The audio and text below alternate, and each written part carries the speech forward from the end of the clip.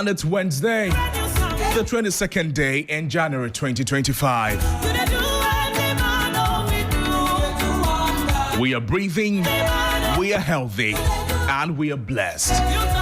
Indeed, we're grateful for this day. Good morning to you and welcome to Sunrise on 3FM 92.7. Wednesdays are almost like the weekend, you know. Like you can see the weekend there. You just have to reach to hold it. It is also a day to remember all the things you didn't get done on Monday. It's midweek.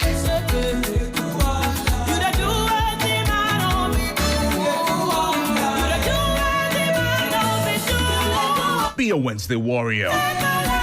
Be a Wednesday conqueror. Don't let this Wednesday break you. My name is Noble Crosby Annan, and this is Sunrise on 3FM 92.7, the best breakfast show in the entire country. You're a major part of this program. We'd like to hear from you at the right time on 0559-242-717 or 0556-910-154. I'll be doing this with Sixtus Ullo and Johnnie Hughes. So again, welcome. Fasten your seatbelt and enjoy the ride. Full of insightful conversations, lots of revelations,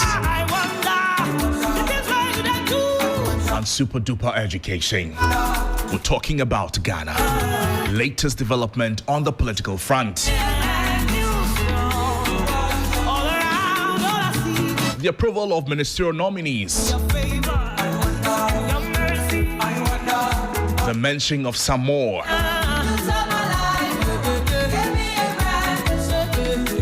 As well as some other appointments to various state-owned enterprises. Various agencies as well. We'll be delving deeper in all of these. And a lot more. To the sports people out there, we know that we have a new sports minister designate. Is that the name you were expecting? What does he bring to the table? To the other ministerial appointments, what do they bring to the table? And who they are.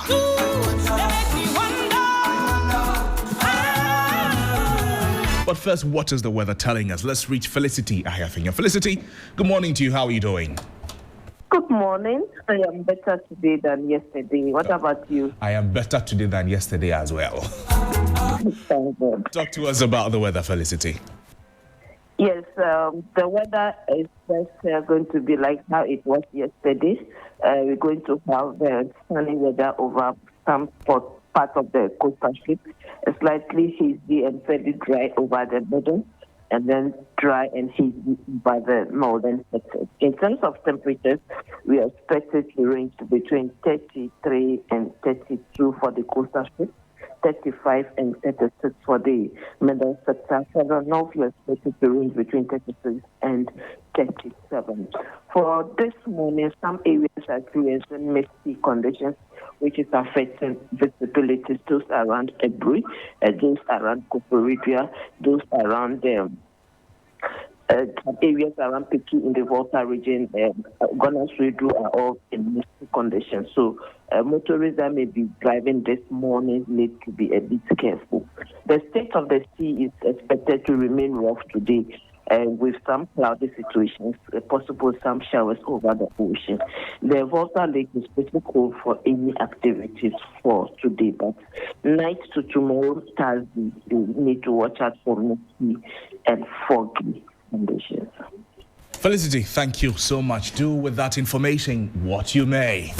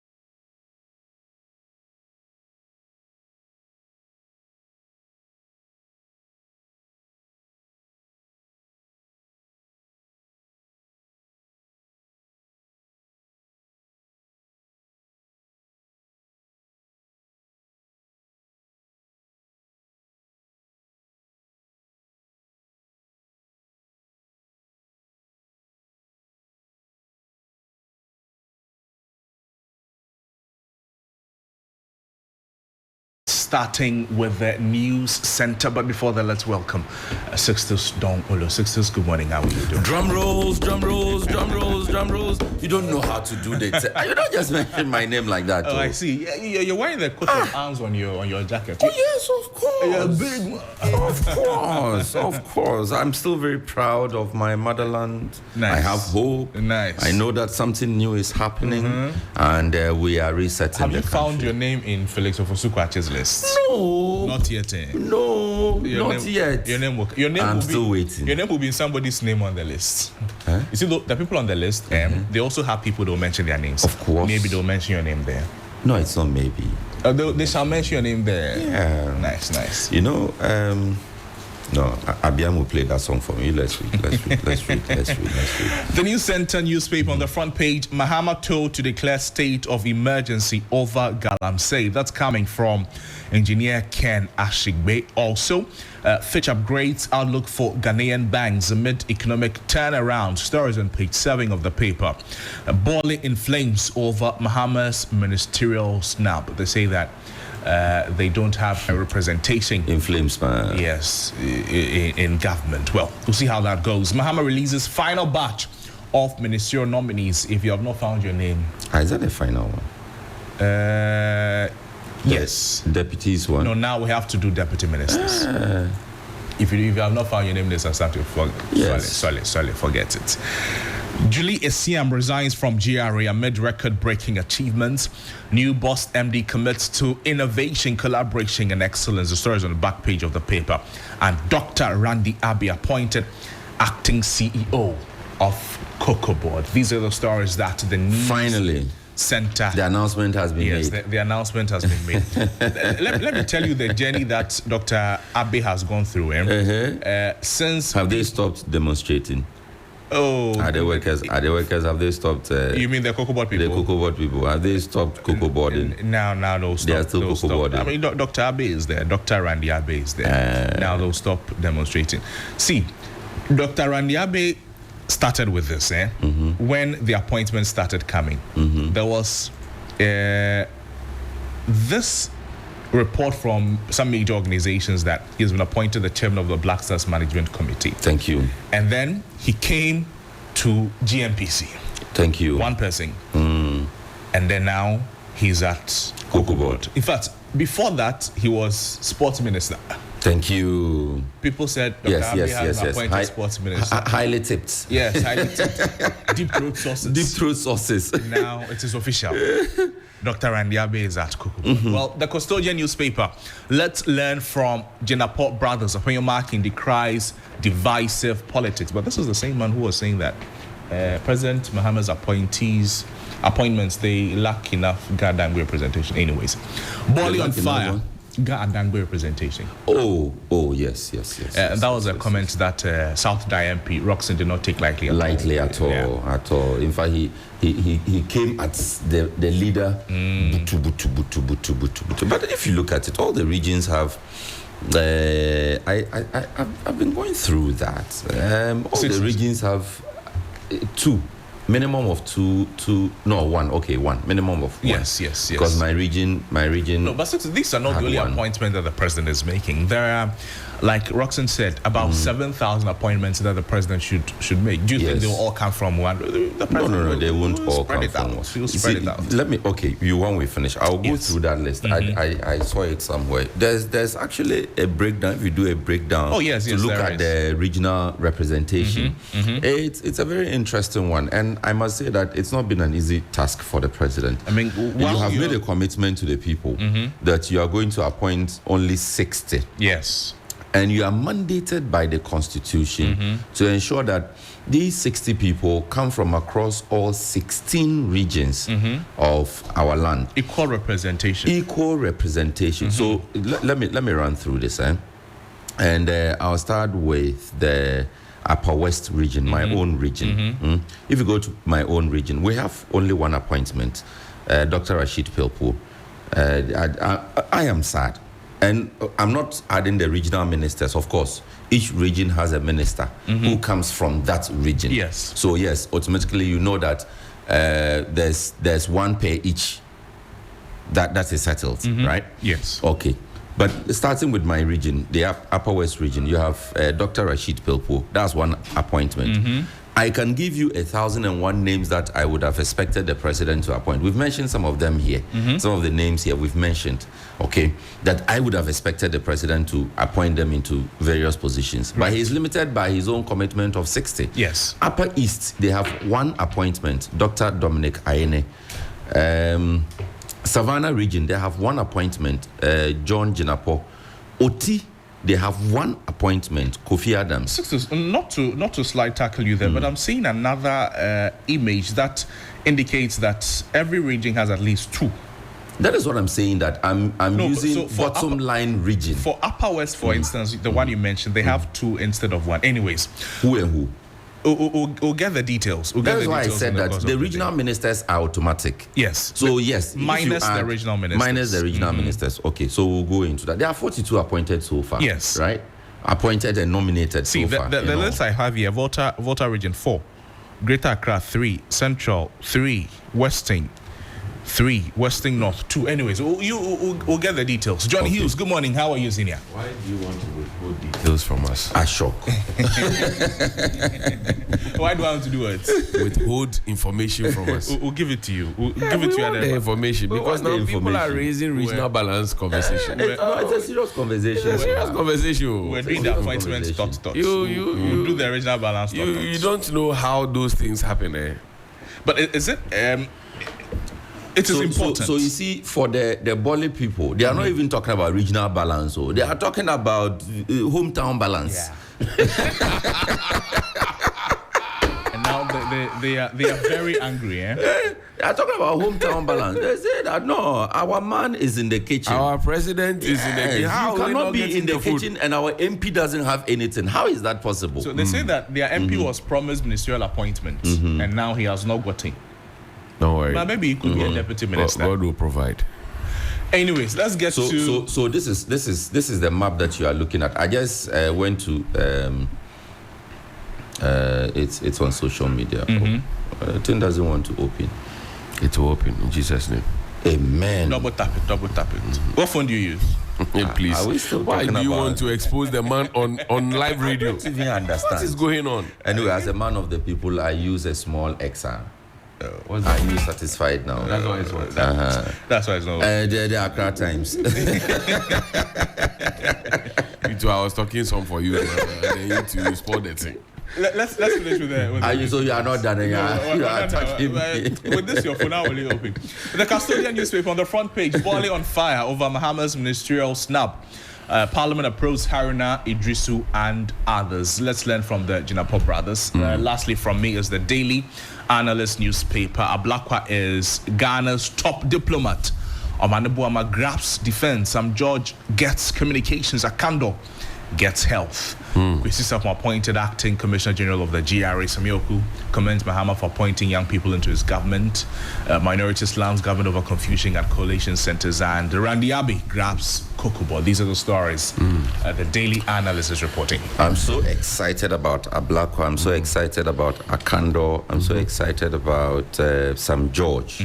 Those were tips I made that they are definitely going, because if you look at how they had done their jobs as ranking members, you know, they were true shadow ministers. So I am not surprised to see them where they are now. But the Accra Times report, Speaker Bagbin appeals to continental leaders, let's work in solidarity and cooperation to combat threats of terrorism in Africa. No stress on fees, Haruna speaks. Abuja weeps over road sector debt as Akufo-Addo Amoakwata leave 100 billion Ghana city debt. Charlie, Simon has done headline. Simon has done headline. Has done something small. Abuja weeps over road sector debts as Akufo-Addo Amoakwata leave 100 billion Ghana city debt. It's called You Will Feel It. You will feel it. Yeah. We will terminate, we'll repackage, and re-award. Charlie, what happened to that audit that they said we were doing? I was just asking that one. Because this was in 2017. They said, no, the road, we have to pause audit and do something. And we have not seen the audit report. When you ask Fifi, we say, it's there, but you will see it later, like what Crosby is doing. He said the information is there, we'll share later. We'll tell you later. If I share all right now, all I share tomorrow. If I give you all the information right now, it is possible to share all right now and still share some tomorrow. No, when we share all, we cannot reset the information. Charlie, but the concerns of the people of Bole have to be looked at again. And we know how things were done in the previous government. But again, should we repeat the sins of the past? Is a question. What do you mean? You know how family and friends was done in the previous government. Okay. Where the Achim people took over. Now, the Boli people also say, our man is there. Should they be giving all of the better part of the meat? Because he's from the area? Because he's from the area. Or should we be looking at those who can help him to succeed and not necessarily who are from Boli? I think so far, President Mahama's appointments have been hailed as being very distinct in terms of the people he has put at different places. Right? He has been hailed for that. Should we soil this distinction with now tribal sentiments? It's a question that must be asked. That are the people of Bole looking for him to succeed? No, it's not a question. It's a statement that must be made, Johnny. You see, we can't say that. We can't say that because, if for nothing at all, I'm very sure that the people should rather, stand firm behind the president to leave the kind of legacy that they would be proud of. Right. And that will start by assembling the people who would help him to do that job. My point exactly. There is no doubt. There is no doubt that the Honorable Sulemana is solid. Right. He is competent. He can. I have known him since my previous employment. Right. And I have interviewed him on countless occasions. We've done stories together. We've cried over Bole Bamboy Road together. So I know the gentleman in person, and I don't doubt him. I have been to Longoro and all those places. That is my house. That's my road. So I've been through it. So you too, you have felt it. Yes. So there's no doubt his competence is not in question. But we are saying that, you see, this will not help the president. Yeah. Burning ties, smashing walls. If his competence is not in question, why has he not been appointed? But I understand the president the Honorable James Agaga has not been appointed. Are you saying James Agaga is not competent? He is competent, equally competent. Yeah, so for all of them are competent, but they can't all get the appointment at the same time. How do the residents get to understand that they all cannot be in government at the same time? But that is the point. But don't they know? If they knew, they wouldn't be on the streets. They are asking that. Why have they not given them something? That's why I gave a preamble and said that the appointments that President Mahama has made so far has been lauded by both, even his opponents in politics. Why do you want to soil it with all of these things? All of this. Why do you want to do that? It's a question that you must ask. Are you looking at helping your countryman, as we say it in a local parlance, to succeed, or you are looking for your personal interest? So let me do whatever I want to do. It's a delicate balance. They are also looking out for their country people. For the Bole Bamboy MP, for instance, they believe that, he should also get something. They think that if he gets it, it will translate to them or reflect on their lives. They feel if he does not get it, or not only them, if people from certain areas do not get it, means they are also being shortchanged in the value chain. Are the appointments done?